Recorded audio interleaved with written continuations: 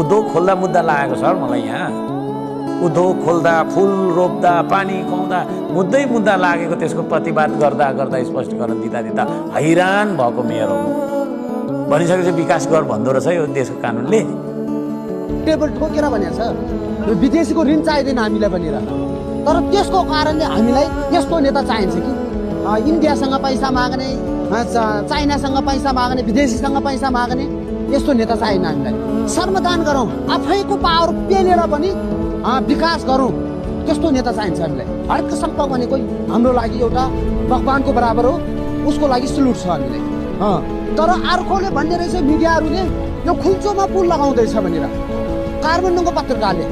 तिनीलाई म एउटा पनि भन्न सक्छु मुखदेखि नराम्रो पनि आउन सक्छ होइन सर तिनीलाई के भन्छु भनेपछि एउटा चोटि यो ठाउँमा आएर हेरौँ खाले हवातालमा उतादेखि गबानिया छ त्यस्तो हुन्छ यो ठाउँमा आएर हेर्नुपर्छ नि के छ के छैन समस्या